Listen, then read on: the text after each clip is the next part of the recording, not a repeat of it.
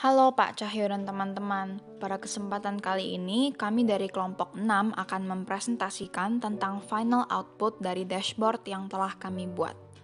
Saya Erika, nomor absen 6.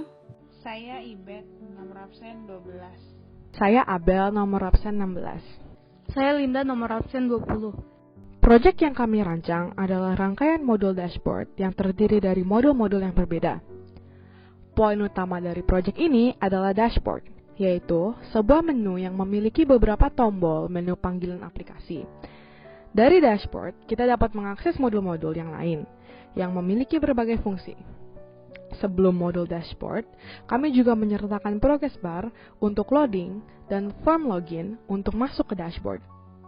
Rangkaian modul ini berakhir di tombol close yang ada di dashboard, di mana pengguna akan keluar dari rangkaian modul.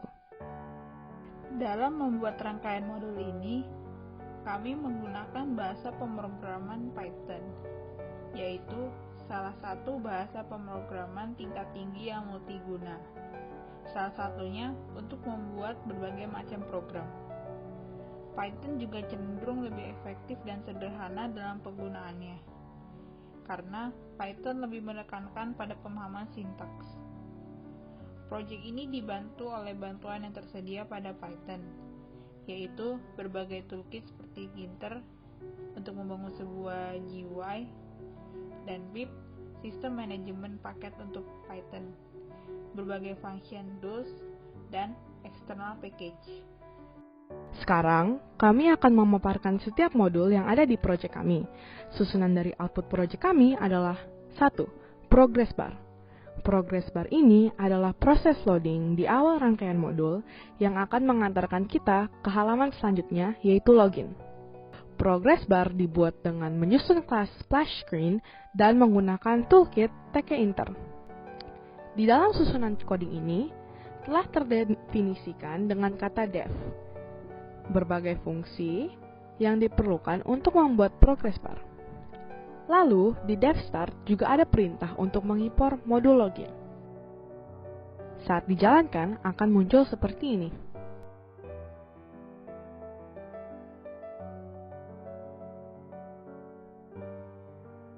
Dua, login. Modul login akan langsung muncul setelah progress bar karena telah dijalankan oleh modul progress bar dengan menggunakan perintah import. Selanjutnya, pengguna dapat mengetik user dan password di masing-masing kolom. Kita juga dapat mencentang kotak si keyword, maka password yang kita ketik akan diperlihatkan. Jika sudah benar, pengguna dapat menekan tombol login untuk lanjut ke dashboard. Dashboard bisa dijalankan melalui perintah import pada susunan coding modul di login. Jika pengguna tidak jadi login, maka bisa menekan tombol cancel. Setelah modul login, akan muncul modul dashboard. Modul dashboard sendiri terdiri dari 6 menu, yaitu yang pertama adalah stopwatch. Saat kita menekan tombol stopwatch, waktu akan secara otomatis mulai berjalan. Jika kita ingin menghentikan waktu atau sudah selesai memakai stopwatch, kita dapat menekan tombol stop dan stopwatch akan langsung menutup. Tombol yang kedua adalah kalkulator yang digunakan untuk menghitung dan dibuat dengan menggunakan toolkit tkinter dan function partial. Cara pemakaiannya seperti kalkulator pada umumnya, yaitu dengan menekan angka atau simbol yang diinginkan. Saat ditekan, angka atau simbol tersebut akan muncul di layar. Untuk melakukan operasi hitung, kita dapat menekan tombol sama dengan, dan kemudian jika ingin menghapus hitungan yang sudah ada, kita dapat menekan tombol C.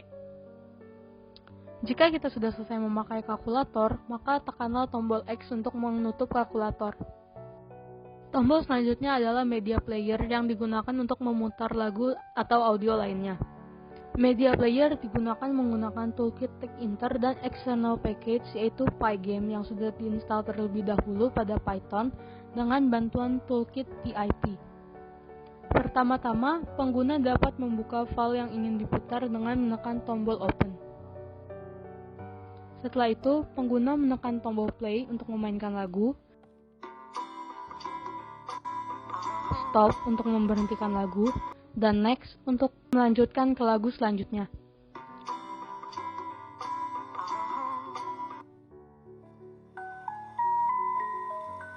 audio juga bisa diubah dengan menyeret tombol volume ke kanan untuk semakin besar dan ke kiri untuk semakin kecil.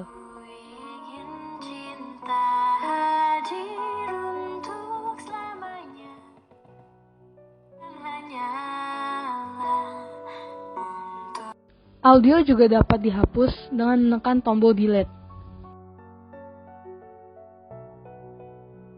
Selanjutnya, ada tombol video player yang berfungsi untuk memutar video. Video player dibuat dengan bantuan toolkit TechInter dan external package OpenCV serta Pygame. Coding ini juga menggunakan fungsi-fungsi CV2 seperti cv2.imshow dan cv2.videoCapture. Untuk menyetel video, kita dapat langsung menekan tombol Open Video dan memilih file yang diinginkan. Jika ingin exit video, kita dapat langsung menekan huruf Q pada keyboard. Tombol yang kelima adalah CRUD atau CRUD. CRUD, singkatan dari Create, Read, Update, dan Delete, merupakan suatu bentuk manipulasi data. Agar dapat menggunakan CRUD, pengguna harus terlebih dahulu mengaktifkan Apache dan MySQL pada XAMPP control panel yang telah di-download. Setelah itu, pengguna juga harus membuka localhost phpMyAdmin di internet agar database dapat terhubung. Sebelumnya telah diimport file SQL bernama db_petugas sebagai database yang akan digunakan.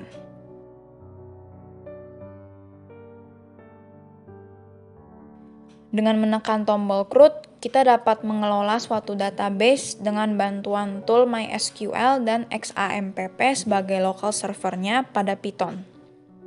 Jadi, data yang kita masukkan nantinya akan tercantum di phpMyAdmin setelah database-nya diimport. CRUD ini dibuat dengan toolkit TechInter dan external package PyMySQL. Pada aplikasi CRUD, pengguna dapat mengetik segala informasi yang diperlukan, kemudian menyimpannya dengan menekan tombol Save. Tombol Update berfungsi untuk mengganti isi dari baris data yang telah dimasukkan. Tombol Clear berfungsi untuk menghapus data yang sedang diketikkan di kolom. Tombol Delete untuk menghapus baris data yang telah dimasukkan. Jadi, saat pengguna telah menambahkan berbagai perubahan pada CRUD, isi database akan otomatis berubah juga di phpMyAdmin.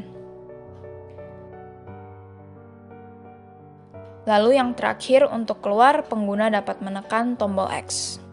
Tombol terakhir pada dashboard adalah tombol Close. Jika ditekan, maka pengguna akan keluar dari dashboard dan rangkaian modul selesai. Kendala yang kami alami saat membuat proyek ini adalah kesalahan dalam menyusun coding.